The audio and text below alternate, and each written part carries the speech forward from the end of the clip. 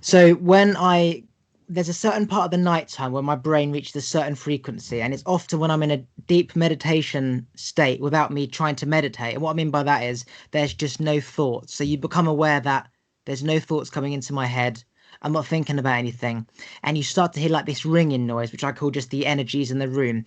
And when I become aware of that, the more I focus on the fact that I'm not thinking, things start to click around me. So my TV will just suddenly go, it will just crack. And I've done research on this, and obviously the TV's made out of energy, whatever, but I'm also energy as well. And the TV doesn't click all night, but when I suddenly become aware that I'm in that deep meditation mindset, the TV will somehow react to my energy and it will crack. And then when I focus on the fact that it's just cracked, it does it again even louder. And this only happens when you're in a deep meditation mindset. If you're thinking about stuff, you could say, well, you wouldn't hear the TV cracking, but it doesn't crack because I'm just in my room watching TV. It doesn't do anything. It's always when I reach a certain vibration, like I fell asleep the other day, the minute I nodded off, the TV cracked. So it's a certain vibration of the brain that is in perfect harmony with things around, for example. And when I get to that mindset, it really feels powerful when you just, again, you're just that monk on a rock that's just aware that it's aware, and that's it. I love that. Powerful. Yeah. What's your thoughts on that? So I've experienced that actually just recently. My first plant medicine ceremony that I did about 2 weeks ago now. And in the second ceremony, I was hearing frequencies really powerfully, and I was outside, but I could still hear it. Outside, what, like the wind, or just raining, or just sun, or just It felt like it was coming from the earth, honestly. It was like this earth frequency energy that I was hearing for the first time. And it was like right away, I wasn't alarmed by it. I knew and I understood what it was essentially. But yeah, that was a really powerful journey in itself. But that was just something I noticed that I can relate to. And did you find that you weren't thinking at that time, or was it because you weren't thinking for the, say, first time in a while that you then became aware of what was always there? Yeah, I think that I was just really tapped in energetically. I'm highly sensitive as it is. So, in both of those plant medicine ceremonies, along with when I go through a breathwork journey, I just become hyper aware of my environment and of the energy around me. What you'll find fascinating is that I went to school with somebody, not seen them, spoken to them for like 10 years. Like they literally were someone at school, right? This morning, I woke up and I was dreaming about them. Now, it wasn't one of those dreams where there was a storyline. It was just, I remember them there, and then that was it. Okay. I messaged her. I said, did you think about me, dream about me, unconsciously or consciously, today or over the last few days? Because you were in my dream, and I know when I think of people, when I'm not focusing on them, that is because they've thought of me. And she was like, Mm. oh my God, I literally had a dream about you 2 days ago that you were chasing me with a knife. Yeah. And I was like, you having a laugh? Like, you having a laugh? Now, I think that she's in Australia, like Mm. traveling or whatever. I'm in the UK, which makes it even more incredible that the fact that she's in another country. I've not spoken to her, seen her for like 10 years, and I dreamt about her. She dreamt about me 2 days ago. Like, it Mm. just shows you the power of dreams. And when you think about somebody in your dream, an auntie, an uncle, a friend from years ago, whatever, an ex-boyfriend, there is a reason for that. Either you're thinking about it during the day and not doing anything about it, so it's like you should be acting upon this, or you're tuning into them thinking of you. But how incredible is that? The fact that I'm picking up her thought, never seen her in so long. There's no reason for us to be thinking of each other. And yet I dream about her. I send her a message and I say, what are you thinking about me? She goes, oh my God, 2 nights ago I had a dream. That is phenomenal, Mm. right? Yeah, that's amazing. And that's wild that you said that because I've been having a lot of dreams from classmates that I grew up with and just like seemingly really random situations, but and people that I haven't seen in like literally 13 years, but yet they're in my dream state. So yeah, that's wild. The next question I had to ask her is, were you thinking about me? Did you see me somewhere? Did somebody mention my name before you dreamt about me? So it wouldn't just be she's dreaming about me, because that means I'd have to have thought about her. or she thought about me beforehand. So I don't think I've been thinking about her because there's just no need for her to be my dream, which means Mhm. somewhere along the line, she saw me, thought about me, my name came up, right? But what's amazing is the dream. She said I was chasing her with a knife. Like, what the fuck? Why? What does that mean? Like, I've not Yeah. seen her. Was it something to do with Right. like at school? Like, she remembers Hmm. something, or is it completely random? Nothing is random. So, what does that mean? Mm-hmm. But fascinating. Out of all the types it could be, why that? I'm the kindest person ever. Why that? And then you could say it goes into how they perceived me at school. So, if I was Mm-hmm. annoying, for example, because I was an immature kid, then I might have annoyed them. And so people who you find annoying, you might feel intimidated. So the knife could be a form of intimidation, for example. Um, Right. it's fascinating because we had like a love-hate Yeah. relationship because she wanted to be a performer, a singer, and an actor. And I wanted to be that as well. She always wanted the last word. I wanted the last word. So, and we also were born literally around the same time. We also went to primary school with each other. So since we were 5 years old until 7, and then I moved to another primary school. Then we came back to the same secondary school. So in terms Mm. of planets and being born at the same time of the planets, I said we pretty much are similar energy, which is why we could be on the same frequency. Mm. That makes sense. Absolutely. I almost think that when we enter into the dream state, it's like this. I don't know if you have researched like astral projection at all, or right. And it almost to me feels like I'm going into a different dimension, really. Yeah. Yeah, so what I think of it as when you go into the dream state, you're going into everyone else's thoughts that you don't know they are thinking about because you can't see what they're thinking, or they're not acting upon their thoughts during the day. So if you like somebody, you're picking up they might like you, but they're not saying anything. So it doesn't mean they don't like you. It's just they haven't said it yet. So you're picking Right. literally up on their thoughts. And I always think if there was a projector going into my brain that you could see everything, I wouldn't want people to see it. And then I think, wow, I'm obviously the same as everyone else. So what if Hmm. everyone else also has the same types of thoughts that you don't know about, which they do. Everyone's thinking the same thing. And the dream world is essentially everyone tuning into the vibrations that you can't see, whereas during Yeah, the day it's just like a filter of nonsense. absolutely. Yeah, it's that collective consciousness, essentially. Do you think you're going to suddenly do you think you're going to suddenly attract somebody into your life from school based on the fact we're talking about it now, or a dream you've had? Because it's going to happen ultimately. Someone is going to Yeah. message you, you're going to walk past them. Oh my God, I was on a podcast. We spoke about you. You know, Yeah, I definitely think that's a possibility. I moved away from my hometown. I mean, it's only like 20 minutes away, but thankfully I don't see anyone that I grew up with. But you never know. It could definitely happen. and what's interesting is she was, you could say, more similar to me than most people at school, but still nothing like me. Went off the Mhm. traveling to find yourself. I found myself in my room, didn't require to go to Australia. Like, I think to myself, does she know about, the law of attraction, power of the mind stuff, which means we literally are the Mm. same vibration? Or is it that I'm simply thinking of the person who I had the most connection with? But even then, there's still a huge difference between how I think and how they think. Yeah. Yeah, definitely. Because people at school, they're just people there who they're just there. And I stopped Hmm. seeing everyone from school, never saw anybody again, which is one of the reasons why thinking about her is just purely fascinating. And it happens all the time with my family. I'm at the dinner table, and for example, we had a spaghetti bolognese, and it was my mum's one she used to cook years ago, like 15 years ago, right? And over the last few years, she's cooked new recipe ones. And in my mindset, I'm eating it. My dad's going, "This is nice." And in my mindset, I'm thinking that's because it's her original one. And then she goes and says a second afterwards, "This is the one I used to do." So I find that when I Mm. hold back on stuff, like my sister's in the car and I'm thinking, turn it up, but I just don't say it. I can't be asked to say it. My sister will say, "Can you turn it up?"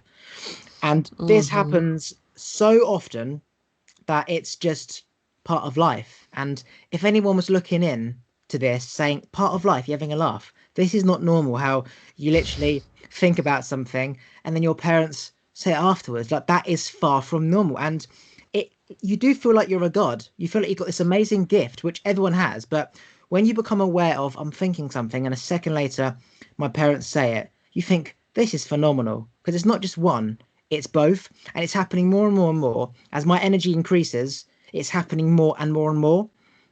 And I found that going to bed listening to audiobooks of, there's one I'm listening to right now, it's called The Power of the Now or The Present Moment or whatever. And so you've got like, my TV goes off after 3 hours. This is an 8 hour audiobook, and my brain is literally listening with no interruptions, no noise, the same as it would be if I was awake, but probably staying in my brain even more. And then I wake Mhm. up with all this knowledge and information, and I'm starting to do it, but I don't realize why, or why I'm doing it. And obviously, it's because of what was in that book. And I remember suddenly waking up 2 hours after being asleep because something triggers off. Like I'm sleeping and it says something. It's like the more and more you meditate, the more you raise your vibration. The more you raise your vibration, the more your thoughts project out, and the quicker they come back. And then you Mhm. nod off again. And that's like the epiphany moment of, I need to be meditating like I used to, because all these Yeah. amazing abilities came when I used to meditate for so long. Absolutely. Tapping into that subconscious mind. When you meditate, do you have specific times when you do it, or do you just, when you're out and about, just not think, which is meditation? So I like to meditate first thing in the morning typically to start off my day, but the type of breath work that I teach, because I still find I'll get distracted sometimes by like my animals, my pets around me, or stuff coming from outside. The type of conscious breath work I teach, it is essentially a form of active meditation. So it allows you to shut off the monkey mind and to drop back into the body and back into stillness. And that for me has been the most deep meditation or connection to my intuition I've ever experienced. Online, there's parrots, right, and they're mimicking dogs barking, right? And there's something amazing about a parrot because it's copying what it's hearing, but it has no awareness of what it means, right? But Mhm. they're just so intelligent. Like, we seem to think that there's just, humans are the most intelligent animals, maybe a dolphin, maybe a dog. But if you look carefully at most animals, you see, like, okay, they are so intelligent. Like, there's videos of dogs being blamed for, so the other dog weeing on the floor. And, he goes up to the dog and puts its, like, was it you? And he puts his paws around it and like his head over to protect him. It's like, how does that dog know to do that? It's not like we've taught him that. It's a natural ability just to like go up to him and put his paw around. Like, it's just amazing. Like, they know stuff without Mhm. without knowing. And this parrot was Yeah. dancing and doing this like movement thing in rhythm to the guy who was behind filming. It's like, we underestimate the intelligence of pretty much everything. Like, Yeah. literally everything, even ants when they, walk along, they're carrying sticks and exactly what they're Mm-hmm. doing. Yeah. Yeah, I totally agree. I actually just watched a documentary, Fantastic Fungi, all about mushrooms and the mycelium underground and how even trees communicate to each other and to their seedlings underground through the root system. And it's really fascinating how this consciousness, this living consciousness is in all living things. And us humans, our ego is so big that we just don't realize that everything else is truly connected.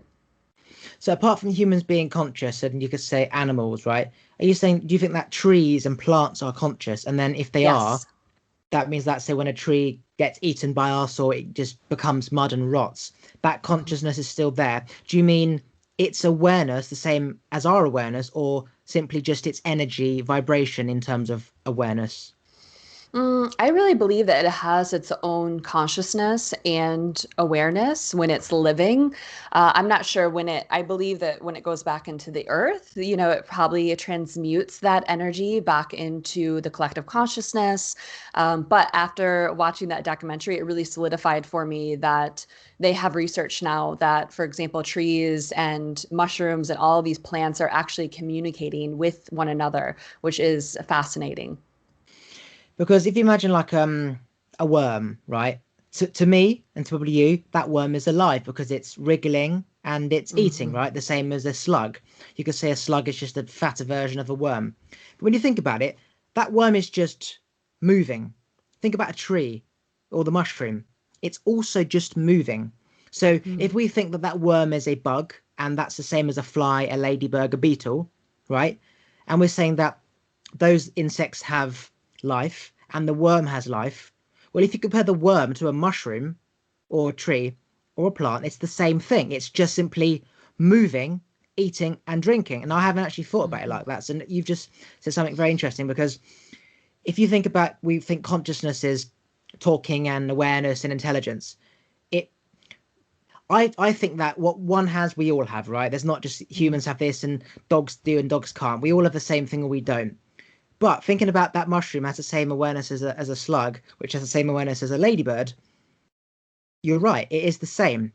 It does Right. have, maybe not consciousness is the right word, but intelligence. But is that the same as consciousness? What do you think? Yeah, I think so. I think that we just have, it just comes in varying degrees and forms. And of course, a tree, for example, doesn't have a mouth and a brain to communicate and to verbalize their consciousness, but they do in other ways. And they're shedding and they're rebirthing through the seasons. And when, for example, I have on mushroom journeys, I've looked at specific trees and I feel like this tree has a gender and it has like a personality. And so it's really interesting. But I think that it just doesn't have the same way to express as we do with our own consciousness. So let's just say a tree comes from a seed, right? And you could say into humans that's sperm and the egg or whatever, right? Um, Humans breathe and get oxygen through air. Fish get it through gills. I used to think, well, how does a fish breathe? Because it's in the air. Wrong. It's the oxygen that it's getting, not whether it comes from air or water. Think about a tree. It gets it through, I don't know, the air, water, or sun. So instantly, there's two ways of getting oxygen. There's fish Mhm. through like gills, and then there's humans through, say, air, trees, however they get it. But that there could be multiple ways. Like think about a rock. For all we know, a Mhm. rock could have its own fourth way of getting it Mhm. through. I don't even know. Like there could be more ways of getting oxygen as opposed to just fish and gills and Mhm. human and lungs. Do you know if there's any other ways? Like, is a tree a third way? Surely it's not gills Mm, and lungs, right? So it must be a third way. no, yeah, I think it just does through like photosynthesis and, absorbing the sunlight and carbon dioxide and all of those things. I really believe that a tree is absolutely still breathing, but in different ways. I mean, its roots, far deep in the earth, they're getting nourishment that way, and plus they don't need all of the same elements and nutrients that a human needs, and so it's a little different too. Do you know if there's a fourth way of getting oxygen apart from like a tree, a fish, and a human, or just an animal that uses air? No, I can't think of any. So it's interesting No. because there's either so many more that we don't know, or Right. that's it. But then surely it can't be that's it, because there just surely cannot just be three, right? No, yeah. I believe that there's an infinite amount of possibilities. Like I find a massive tree that's like just fallen down, right? Mhm. And it's cracked in half, so you can see inside it. What's amazing about that tree is it's like massive, thick, like a meter long. You look at the lines of each year that it grew, right? So you have winter and it just doesn't do anything, and then there's summer and it grows a thicker layer, right? And you literally can count all the layers. But as you go in, if you say peel past that layer, it just crumbles into dust. And then you go inwards and it's almost like holes, like imagine over Mhm. somebody's bone, like our bone. The bone marrow is the say Mhm. holes in it, and then the white of the bone is the year of say the tree had grown. Mhm. And I look at that tree and I break it down, the outside and then the holes, and then you go into like the middle bit, and it just peels away like honeycomb, right? It literally peels Mhm. away. And you look at our bone and we think, okay, solid. And you think about having bone broth soup. I used to think, well, Yeah. how can you put bones in a soup? But people eat the bones like Mhm. of chicken bones, right? Or they have broth because it breaks down. And so Mhm. rain goes on the tree, it makes it all damp and moist, then it becomes mud, and then we eat it, Mhm. or animals eat it. So then you look at a tree and you compare it to a bone, it all breaks down the same way Mhm. and goes into nothing. Yeah. And that is fascinating, especially when you look at a tree and you realize, wow, that's the same as us. We literally are a Mhm. tree, but Yeah. maybe not the same compound, even though I'm probably Right. sure it is the compound, like calcium or something like that. But it's not like it's gold and silver, it's metal. If that makes sense. It's probably just the same thing. Yeah, absolutely. I totally agree.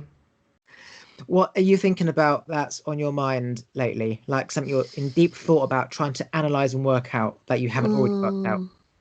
Yeah, I think probably the integration of my plant medicine ceremony that's been on my mind the most lately, and my experience with ayahuasca, because I've been doing trauma healing for about 10 years myself now, and I've tried every form of energy medicine, shamanic healing, crystal healing. I'm a Reiki master, conscious breath work, mushrooms. And so I felt like I was really ready for ayahuasca and that next step, but it was really, really intense. And after my two ceremonies, I don't know that I would do it again. I experienced very similar states that I did in, or that I do in breath work, these altered states of consciousness, where memories are coming through from my childhood. Big, heavy emotions are coming through that I was holding on to within the body that were being released. But I went into this space, this other dimension for the first few hours that was absolutely frightening. And then I had an ego death where Sam, my existence did not, it was not here anymore. And I had to keep like trying to touch my body to see if I was still here and just breathe, like pay attention to the breath. But I was seeing all these crazy geometric shapes and colors, and I was just in it really, really deep. And it was a really intense experience. And one that after experiencing it myself, I would never recommend anyone to do ayahuasca unless you're really feeling called to it. So apart from it activating a different part of the brain to get access to things that say you're running from whatever, in terms of the Mhm. feeling, imagine like a drug makes you feel high. That difference between not feeling high and being high. Breath work you could say can quiet your mind so you can access that information.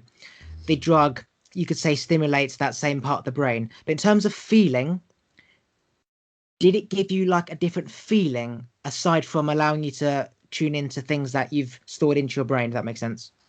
Yeah. So besides that, are you talking about the ayahuasca or the breath work? I'm talking about you said how you reach these same states through breath work as you did with Yeah. ayahuasca. So I'm thinking, well, there's no need to take it. So is there a Yeah. feeling that you got from ayahuasca that you couldn't get just Mm. through breath work? Like a feeling of on being cocaine, for example, like being high. Yeah. So yeah, it Okay. did it. It absolutely. I felt this massive heart opening, and I was tapped into this feeling of universal love that I've experienced it with mushrooms, I've experienced it with breath work, but it was intensified. It was like this feeling of love that was so big that I just started bawling. And my husband was there. Thank God he was alongside me, because he was the only like anchor of safety I felt in that entire ceremony. But all of a sudden, my when I thought about him, my love for him, it felt so big. It was the biggest love I've ever felt in my entire life. And it's hard to even put into words, this feeling, but again, because you tap in energetically, you become really sensitive to it. And so it was just really beautiful, but it came in waves. So I'd go into these like really high experiences and these higher frequencies of love and appreciation, and then I would kind of go back down into something darker. And so it kind of came in waves, but it was, yeah, immensely powerful. Why do you think that you felt that love for him specifically to the amount on Mhm. ayahuasca? Like, did you understand why that made you feel that amount? Because obviously you do anyway, but Yeah. that a moment where you just wanted to like so much more. Why? Was it because you went through trauma and therefore just felt this amazing need of gratitude and expressed it to him, or is it something else you've worked out? Like, how did you pinpoint that? So for me, what I felt was that the plant medicine taps you into these higher universal frequencies that are otherwise earthly beings. We just don't, on a day-to-day basis, tap into that because we're caught up in our own minds and caught up in just the mundane tasks of our day. And I believe that we all have the ability to tap into that deepened love, but it ultimately means kind of shedding away some of the ego self first. So because I went through this ego death where everything from my day-to-day life melted away, and my ego completely melted away. So any um, judgments I might have, or frustrations or resentments towards him, completely dissolved. And all I was left with was love. And I believe that each and every one of us at our core, that is what we are, and we're all connected to it. And we all have the ability, that is our truth, to tap into it. And again, it typically does take going into these alter states of consciousness and kind of dissolving away the ego or the monkey mind in order to do so. But I believe that's why I was able to feel into that for him for the first time in a really long time. And it was really beautiful. So it's like all the negatives and the positives are in our brain, right? The lower our vibration, you could say they're stored in box one. The higher the vibration, they're stored in box seven. So essentially, the drug amplified the feeling of love and gratitude for everything and everyone, parents, boyfriend, whatever. And at the same time, it also brought to the attention of trauma and shit that you'd stored away. So it just amplifies everything on your brain. It lays everything on a table, right? Literally all in one go. Hence why you go from the love to the trauma to the love to the trauma, Mm-hmm. because it makes you face everything in your brain. And your job is to separate the bullshit and enhance the good stuff and then Mm-hmm. bring that forward and then focus on that more, right?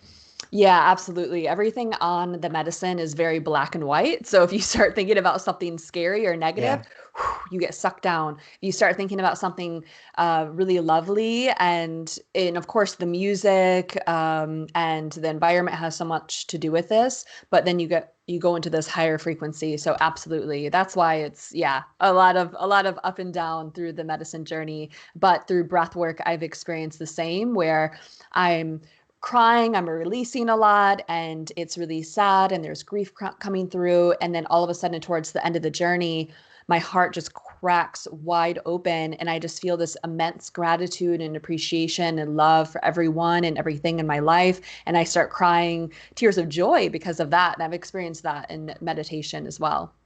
Do you think, first of all, you say, is meditation in terms of what you're doing different to breath work? Like, is there a significant difference where you can do one or the other? Because I meditate, I don't necessarily do breath work. Are you saying there's two different Yeah, two things? different. Yep, two, yeah, totally different. So a conscious breathwork journey is very similar to a plant medicine ceremony, where when I'm either guided or I guide a group of people or a one-on-one client, it's in a ceremony setting. And you have to lay down completely flat. You have a eye mask over your eyes. Typically, I give people healing stones or I hold on to crystals myself. And then you're guided into this circular pattern of breathing. I don't know if you've heard of holotropic breath work. It's very similar to what I teach, where you are breathing in the circular pattern with no pauses between your inhale and your exhale. And this pattern of breath brings you into an altered state of consciousness within 10 to 15 minutes. And for many people, they begin to access the subconscious mind. And in particular, that part of the brain from our childhood, 0 to 14, when we're in this egocentric state of consciousness and we're absorbing everything and everyone into our environment really deeply, we begin to access that through breath work, and we begin to release that which has been weighing us down. And it also taps you into your higher guidance, or that consciousness that is guiding your path. And so you receive a lot of insights, ahas, clarity through the breath. And so again, my breathwork practice has brought me deeper than any meditation has in my life. But I typically will do just a short silent meditation for myself each and every morning, and focusing on the heart energy center. But typically, when I go into a breathwork journey, I do that 2 to 3 times a month, and that is always guided by a facilitator. So, for example, Wim Hof, yeah, where he goes, that is, as you said, consistently with no gaps, but it's probably not that intense. Are you saying that your breath work is just like it's in and out, but it's at slower speed? So rather than in stop, it's just constant. Yeah. Is it Yeah, constant? so it is constant. I'll show you a demo it. Wim Yeah. Hof breathwork is more biohacking the nervous system for biology and your overall physiology, where conscious breathwork, the breathwork I teach, is more for mental, emotional, and spiritual well-being. So it's different in that way. It still alkalizes the body. It still hacks the nervous system for sure. But this is more of a breath to spiritually heal you and to tap you back into your higher guidance. And so the breath modality, there's several I teach. I'm trained in 3 different types of conscious breath work, but one that I do oftentimes with people is in through the mouth, exhale through the mouth. But you're breathing for 40 to 60 minutes, upwards of with different breath patterns of 3 hours. So I've been in a breath journey for 2.5 hours before. And so that's why you go so deep and why it should always be guided by a facilitator and never done on your own. So when I do that Wim Hof thing, I reach the point of that blood rushing to the head high. You become lightheaded, right? That lasts for, say, a minute or so, right? And that's an amazing feeling. Are you saying with the breath work, for example, 60 minutes, you reach that same, let's call it a high, but it's consistent and it lasts for a long time and it might not be as intense, but you're still on that highness that you would get through the Wim Hof, yeah? Yeah, absolutely. People, we call it getting high in your own supply. So people feel quote unquote Amazing. high or in the cosmos after Yeah. breath work, but also because for them, they're releasing so much energetically, emotionally, spiritually. You feel so much lighter afterwards. Many people, I would say 9 times out of 10, and when I lead workshops and retreats, almost every single person in the room is crying at one point during the journey. I haven't done this, but for example, as in when I did balloons when I was younger, so you just get a Mr. Whippy canister, you put it on a balloon, the same feeling as what people have when they go give birth, yeah, whatever that's called, right? Mhm. That feeling of your head expanding. I haven't done acid, but I would imagine it's kind of the same as acid or LSD, where you just get this like feeling your head's expanding. Now, you're saying how ayahuasca got you the same feeling that breath work did. I totally get that. But you don't need the drug to stimulate that part of the brain, because just doing breath work can stimulate that part. The same as when, Joe Rogan says you can activate the DMT through Kundalini meditation or whatever, that you don't need to have the DMT, right? Which is absolutely true. That I does would ayahuasca or DMT do anything to me, for example? Because I haven't got any. I've dealt with all my trauma, so it's like I wouldn't get any bad dips. So one, is it worth doing it? Can I really benefit in any way? And what will I feel if I've got nothing to bring to the surface? Yeah, so first I would say try breath work first, try conscious breath work because it is essentially the same type of journey without the vomiting, nausea, and fear and or ego death. But absolutely, so many people at the retreat, along with my husband, he has no trauma from his childhood. Literally, he had the picture perfect childhood. And so he went as a way to just raise his overall frequency and consciousness. And he absolutely did that. So for him, the journey was not nearly as intense. It wasn't as nearly up and down as mine was. His was more constant. And for him, it was a really pleasant experience. So even though he did purge a lot in both ceremonies, he was left feeling just really connected internally. He felt it gave him a lot of insights. It does this beautiful thing of just like breathwork connects you to your higher guidance. So it shows you what you need to do in your life in order to move forward. It shows you something that you have in your life, maybe a habit or a thought pattern or a relationship that you need to release and let go of. And it just allows you to receive that clarity that you need for your life path, along with continue to raise your consciousness and your frequency. And I saw just in that 1 week huge growth happen for him in this up leveling of his consciousness, it was really cool to see. So someone like Kim who's got no trauma, for someone like me, it would do something. It Mm-hmm. definitely would do something, right? Like it did for your Yeah. partner. Mm-hmm. So knowing what he did, has he done DMT or ayahuasca? He's done that, yeah. As well. So 1 minute. So has he done breath work as well as that? So can he compare the two?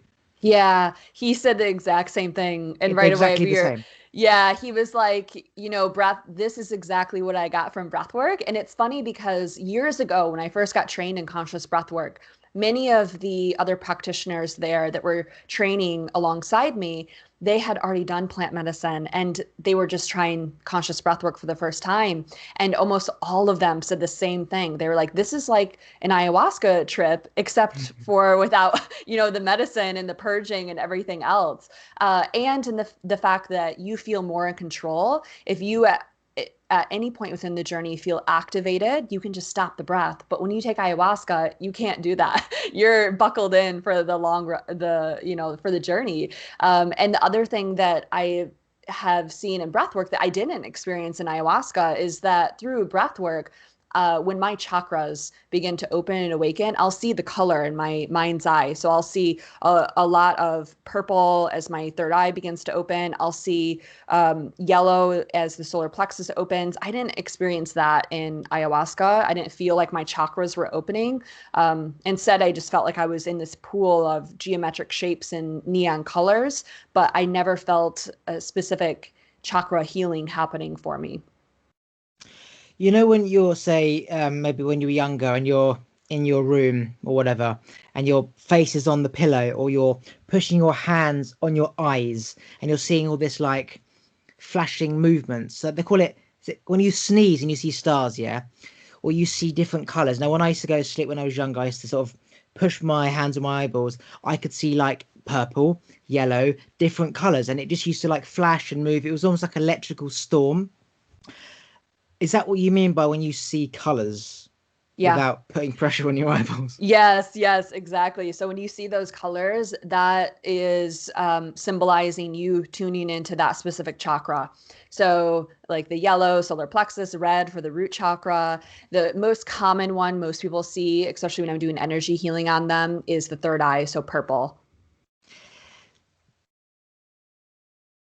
So for example, you've got the arpeggio scale, the suffocate scale, yes. So Hmm. and you get the rainbow, which is red, yellow, pink, and blue, orange, purple, and green. It's all to Yeah. do with that same spectrum of vibrations, yeah. Yes. Is that why that, for example, the color purple, for example, hang on, the red, for example, or yellow, the solar plexus. Let's just say that the gut has the most energy, or the heart, whatever. So the heart, then the gut, and then say the liver and the brain, right? If you put that into order of the most energy, and you say put that into the piano, C D E F G A B C, red, yellow, pink, blue, orange, purple, and green.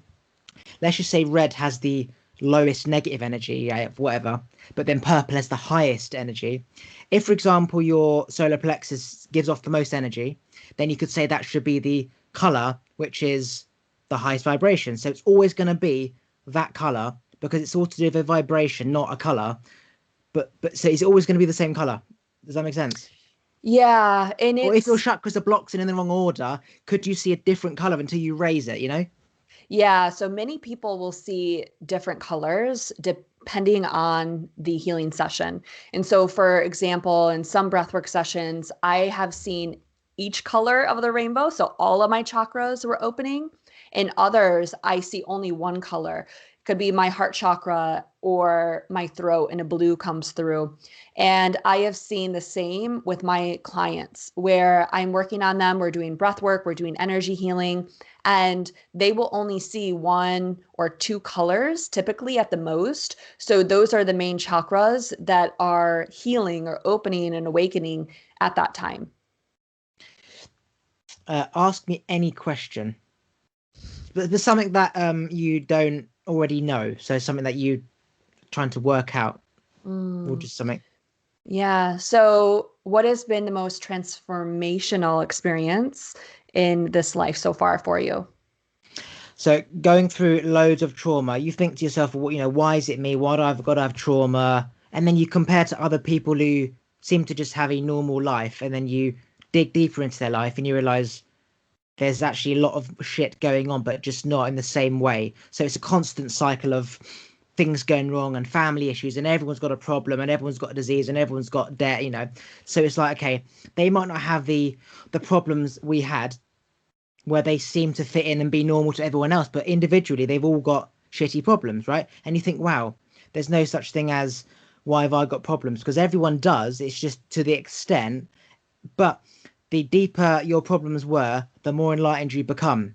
So it's like you have to go through that shit. So the deeper the hole, the higher it is to get out. It's a benefit. But then it's like, well, does everyone have to go through it? Are we supposed to go through it? What happens if you don't make it?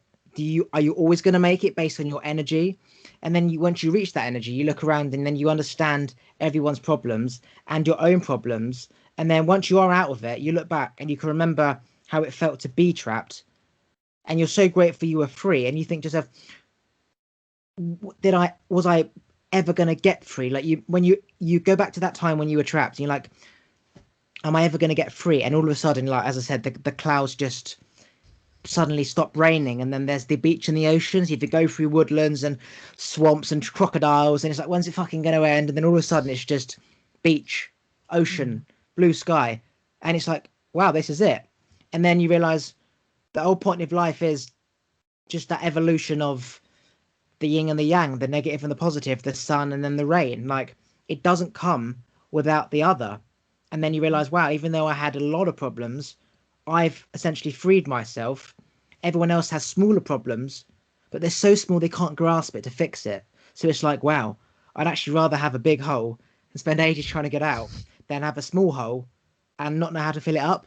And then you realize, wow, actually, that is, you could say, the beauty of life. To appreciate everything, you got to kind of have the worst to appreciate the best. That's what I think anyway.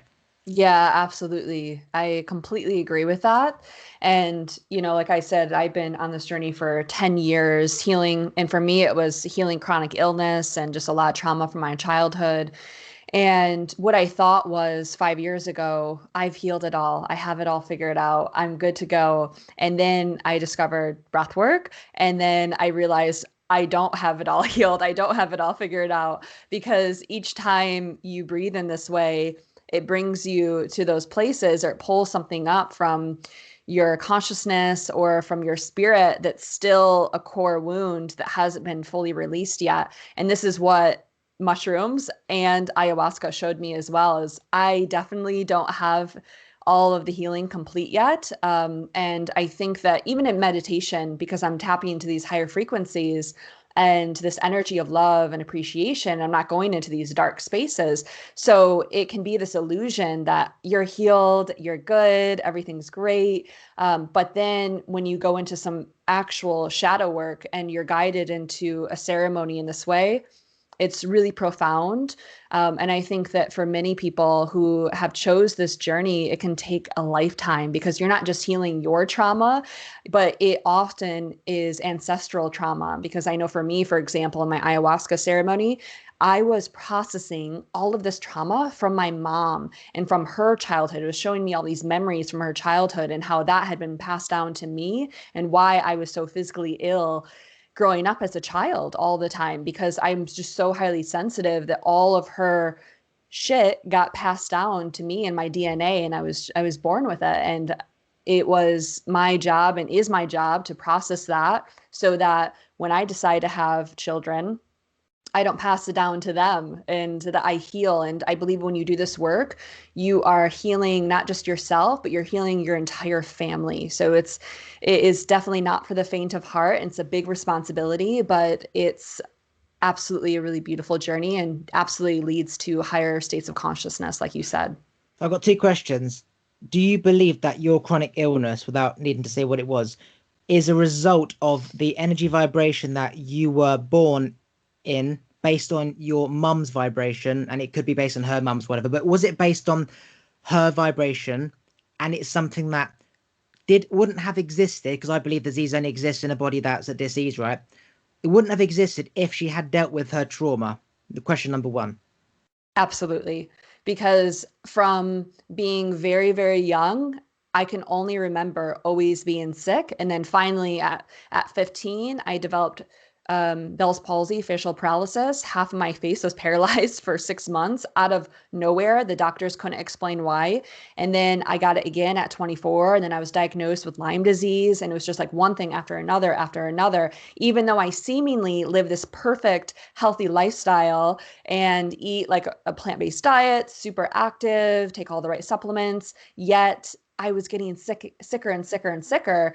And it was when I was unraveling all of my trauma that all of these issues started to come through. And I'm finally kind of on the other side of it. But absolutely, because my mom, she wasn't ready to have me. She was only 24 at the time, and she dealt with a lot of trauma. And so did her mom. And so did my grandmother's mother. And they all also had terrible relationships. And it was just a lot of toxicity.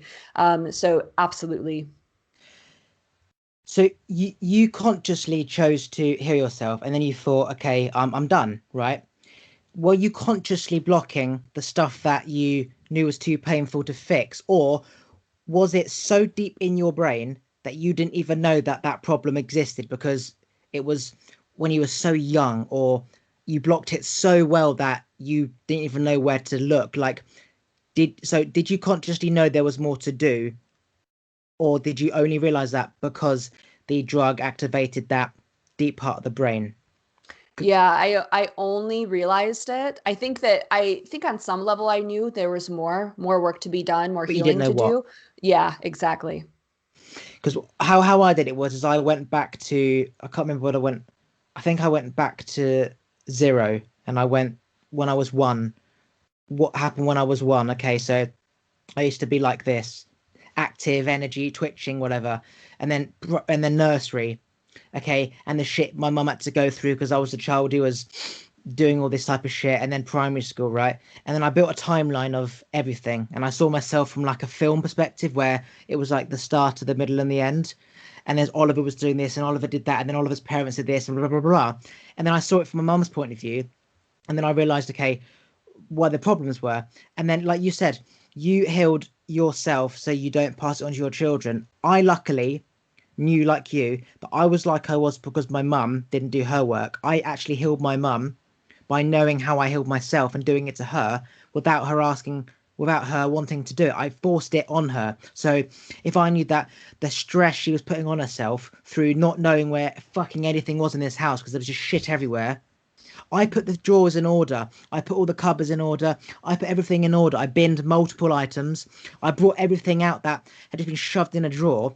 I put it on the side, and because her head was such a mess, she didn't realize that that was not there 5 minutes ago. But because it was there, she would then deal with it. So she put that in the bin, she put that in the bin, she put that there, she put that there. I know somebody who used to work at a supermarket, my friend from school. He was the happiest kid, loving family, such a happy kid. He got Bell's palsy and he had that stroke on his face. And then I remember him telling me before, he's so unhappy with his job. He wants to leave the job. He didn't leave the job. He must have been in that headspace for 6 months before he left. The stress, the lack of sleep, his manager saying this. He lost his soul. His personality disappeared. He became this unhappy kid from a very happy kid, right? And that happened to him. I know somebody who was a site manager. The pressure of running a site, right? He got I don't know whether it was stroke or Bell's palsy, but he lost his hair and his eyebrows. I couldn't believe it, and so I realized the power of what stress does to your body, right? But the Lyme disease thing, right? Justin Bieber has Lyme disease.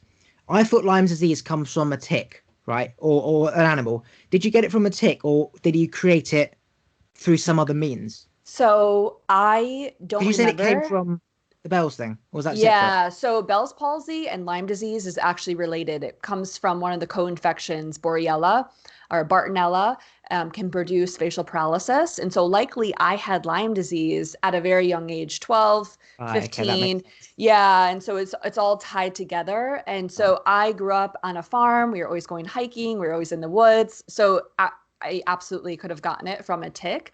But for a lot of people, they can have Lyme, but it lies dormant in your system. It only comes out during times of stress. And I was under tremendous stress in my childhood, my adolescence, and then working in a really high stress job at 24 as a property manager. And so absolutely, I believe that's what kind of triggered it all to come through. You know, you can get antibiotics to treat Lyme disease. Yeah, so that's only an option if you're able to treat it within the first 30 days of knowing that you have Lyme. And then once it goes chronic and dormant, you have to go through other modalities of healing. And so for some people, it can take them 10 plus years to try to heal Lyme disease before they're over it. But I did all kinds of crazy holistic practices, breathwork being a huge part of my healing journey of healing all the trauma. And everything from that, from bee venom therapy, where I was stinging myself with live honeybees, to Fuck. coffee enemas and herbal protocols, that within a year I was able to heal it. And I know 100% it was healed because I spent $1,600 on a blood test out of Europe, out of Greece, to get that clear diagnosis. And they tested for everything, all the co-infections with Lyme, and it came back negative. So So you haven't got it anymore. no. And that was without using antibiotics. Yep, correct. That was through Different healing holistic protocols, so herbal protocols where bee I'm just stinging. taking and the Wow. bee venom therapy and a couple different IV therapies, but yeah, all kinds of holistic protocols.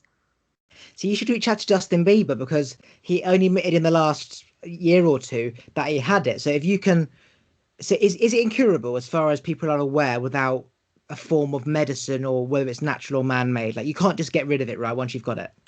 Well, people say it can go into remission, but that you always have it. I don't believe that's true. I believe you can heal 100% from anything because Yeah, I've seen same. radical remissions. Yeah, within myself along with family members. But yeah, it's one of those things where it is treatable. It's just really tricky to treat, and it typically costs an average Lyme patient anywhere from $30,000 to $40,000 out of pocket to treat it. So when it stays dormant in your body, almost like HIV, right? For example, that will go to AIDS, but until it does, it's just there. What does Lyme's do to you? So if you just leave Mm-hmm. it, what will it do? So it's different for everyone and how it affects you.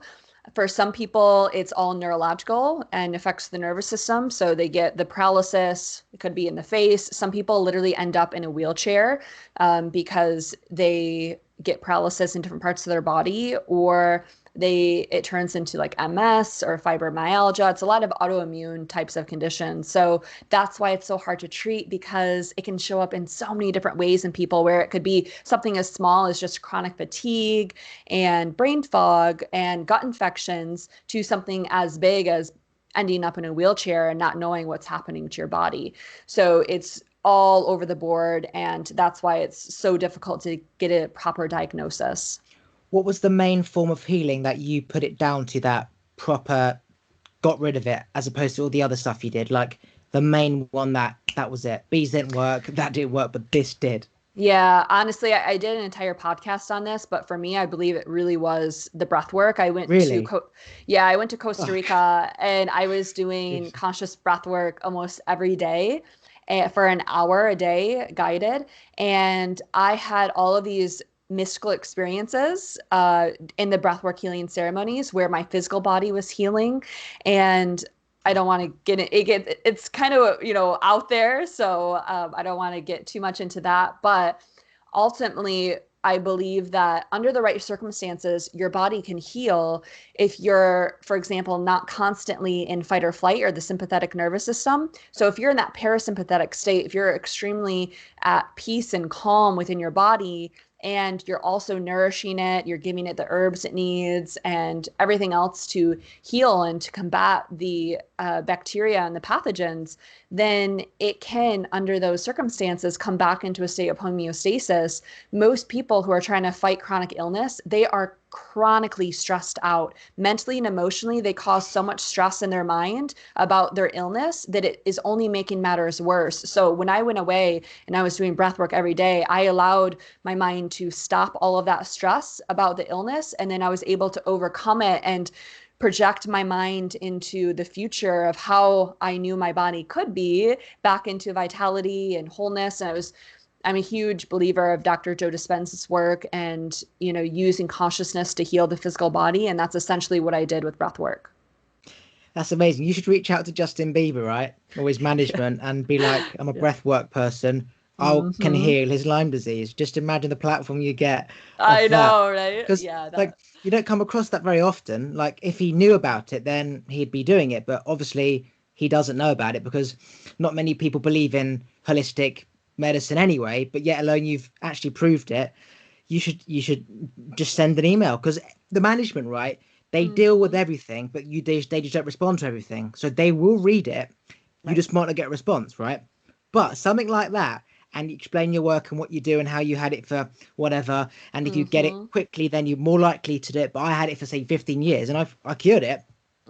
Literally, that could be a blessing, Yeah, I'll do that for sure. Right, we'll end it here. Anything you want to promote right now? No, I guess if people are just interested in breath work and kind of tapping into these altered states of consciousness, I run bi-monthly virtual ceremonies via Zoom, and they're a really powerful way to experience this work for yourself from the comfort of your own home. Instagram, do you want to say your Instagram? Yeah, my Instagram is at Sam Kalawart, and my website and my podcast actually is the Heal Podcast. My website is just Sam Kalawart. Okay, wait, I'm just going to press stop.